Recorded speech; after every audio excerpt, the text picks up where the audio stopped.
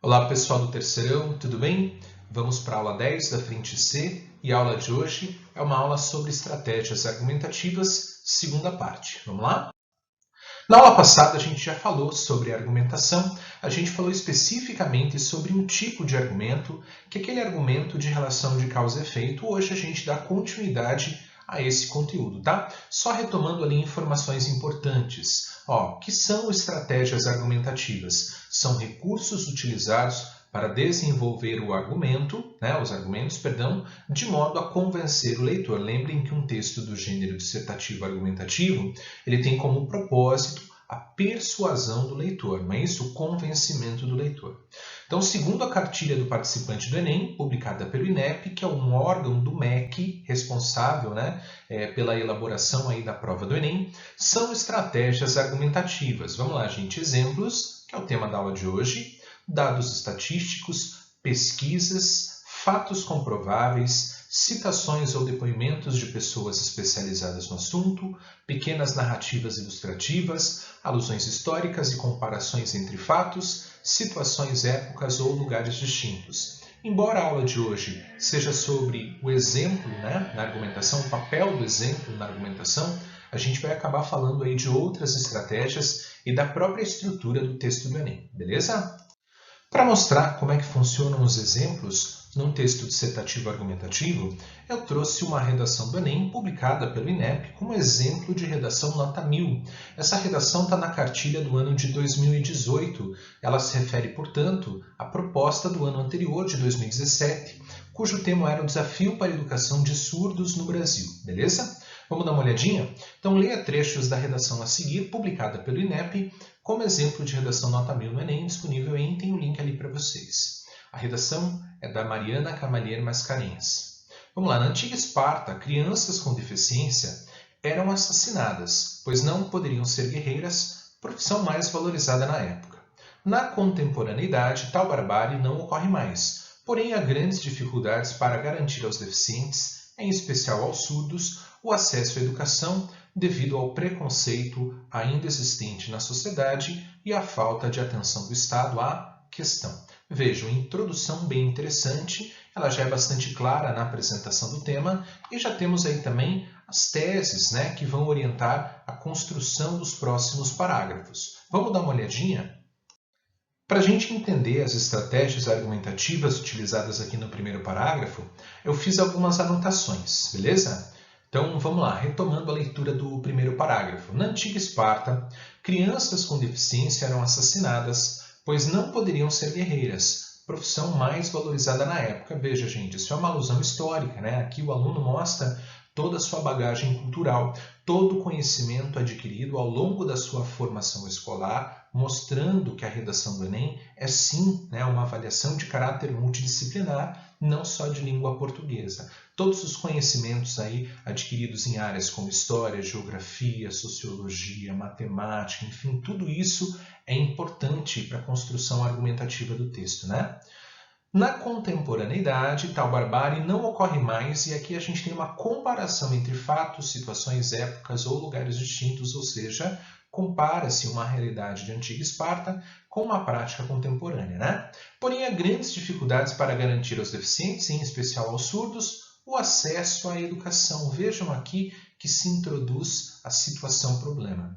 As propostas do Enem, elas sempre partem de uma situação-problema, um quadro socialmente adverso que exige aí uma proposta de intervenção. E aqui também utiliza-se aquele tipo de argumento que a gente viu na aula passada, que são esses argumentos de relação de causa e efeito, ou seja, a proposta de consequência ela é mostrada como efeito ou consequência de determinadas causas que vão ser apresentadas ali na tese. Veja só, vou voltar um pouquinho, Porém, há grandes dificuldades para garantir aos deficientes, em especial aos surdos, o acesso à educação, situação-problema, devido ao preconceito existente na sociedade e à falta de atenção do Estado à questão. Portanto, aqui nós temos duas causas, que se relacionam aí com essa consequência, com esse efeito, e aqui nós temos as teses que vão orientar aí, a produção dos parágrafos seguintes, beleza?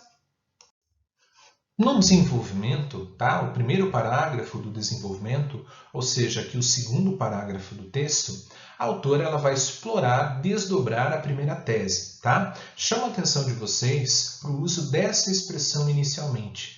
Essas expressões, esses conectivos que vocês utilizam no início dos parágrafos, é muito importante para garantir duas características, duas propriedades ao texto: a progressão das ideias e a coesão textual. Tá? A progressão das ideias diz respeito ao encadeamento das ideias, né? Como que essas ideias se articulam entre si. A coesão são os mecanismos linguísticos que você utiliza para promover o encadeamento lógico dessas ideias. Então vejam só, ela citou no primeiro parágrafo duas razões pelas quais existe ainda o preconceito contra as pessoas portadoras de necessidades especiais, e aqui ela vai desdobrar essas teses. Então, quando ela começa aqui a falar sobre a primeira tese, ela utiliza a expressão inicialmente, tá? Então vejam lá, o entrave é a mentalidade retrógrada, o preconceito, de parte da população, tese 1, que age como se os deficientes auditivos fossem incapazes de estudar e posteriormente exercer uma profissão. De fato, tal atitude se relaciona ao conceito de banalidade do mal, trazido pela socióloga Hannah Arendt. Gente, esse é um argumento de autoridade. Sempre que você cita uma pessoa que fala aí como especialista, como catedrática, enfim, como representante de uma área do conhecimento, você está fazendo uso de um argumento de autoridade e isso é muito importante para dar credibilidade à sua argumentação. Tá? Isso é muito importante para que o seu texto cumpra de fato um propósito persuasivo, para que ele convença o leitor, beleza? Veja lá, quando uma atitude agressiva ocorre constantemente, as pessoas param de vê-la como errada. Um exemplo disso está aqui, gente. Um exemplo disso é a discriminação contra os surdos nas escolas, ou seja, um exemplo da banalidade do mal é a discriminação contra os surdos nas escolas e faculdades, porque ela é tão comum que deixa de ser vista como uma forma de agressão, seja por olhares maldosos ou pela falta de recursos para garantir o seu aprendizado. Veja que a autora usou um exemplo, e esse exemplo importante é um fato de conhecimento geral, ou seja, reconhecível pelo leitor. Tá bom? Então percebam aqui que o papel do exemplo na construção argumentativa de um texto é um papel importante, porque ele relaciona as teses, as ideias, um conteúdo abstrato, a uma experiência concreta. Não é isso que acontece aqui? Beleza? Então isso dá mais credibilidade ao texto. Tudo bem? Depois ela continua, tá? Nessa situação, medo do preconceito, enfim. E aí vamos para o terceiro parágrafo, que começa assim: outro desafio enfrentado pelos portadores. Gente, chamo mais uma vez a atenção de vocês para esses mecanismos linguísticos utilizados, esses recursos linguísticos utilizados no início de cada parágrafo para garantir o encadeamento de ideias, a progressão textual, através de elementos coesivos. Perceba que quando eu digo outro desafio, eu estou conectando argumentativamente esse parágrafo aos parágrafos anteriores. A ideia aqui dessa expressão é uma ideia de adição, outro desafio, ou seja, além do preconceito, existe um outro desafio, e aqui o autor introduz a tese 2. Vejam lá.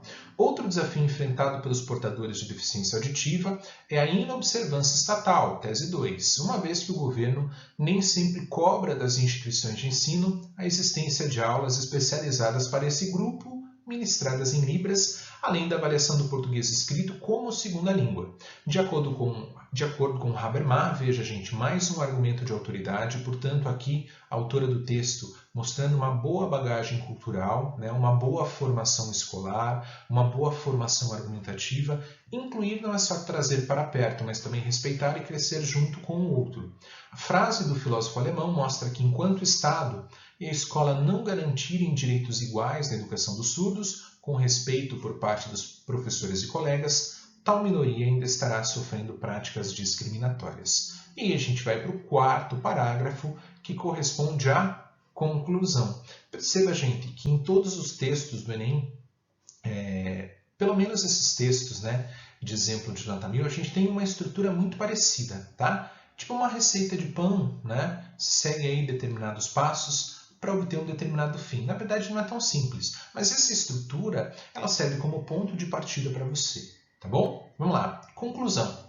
Desta arte, ó, gente, mais uma vez, ó, o início do parágrafo, a gente tem aqui uma palavra que tem uma função coesiva importante, ou seja, dessa forma, em vista do que foi visto, né, em vista de tudo que se disse até aqui, né, a gente vai ter aqui a conclusão, portanto, para que as pessoas com deficiência na audição consigam o acesso pleno ao sistema educacional, é preciso que o Ministério da Educação, olha aqui, gente, o primeiro agente social, né, Ministério da Educação, em parceria com as instituições de ensino, promova cursos de Libras para os professores. Essa é a primeira proposta de intervenção. Por meio de oficinas de especialização à noite, horário livre para a maioria dos profissionais, de maneira a garantir que as escolas e universidades possam ter turmas para surdos, facilitando o acesso desse grupo ao estudo. Em adição, gente, mais uma expressão aqui, ó, com caráter aditivo. Tá? Além disso, o Estado deve divulgar, ó, gente, outro agente social importante é o Estado, né? Propagandas institucionais são aquelas propagandas que veiculam ideias, né? Que não têm uma função comercial, mas sim uma função institucional, daí o nome. Ratificando significa confirmando a importância do respeito aos deficientes auditivos, com postagens nas redes sociais, e essa é a proposta de intervenção 2. Para que a discriminação dessa minoria seja reduzida, levando a maior inclusão. Aí lembrem, né? A gente normalmente cita as propostas de intervenção e associa, né, essas propostas à construção de um bem maior. Veja, qual é o bem maior a que se busca, né, aqui? Para que a discriminação dessa minoria seja reduzida, levando a maior inclusão. Beleza? Dúvidas? Estamos à disposição. Nos procurem. Bons estudos aí para vocês. Tchau, tchau.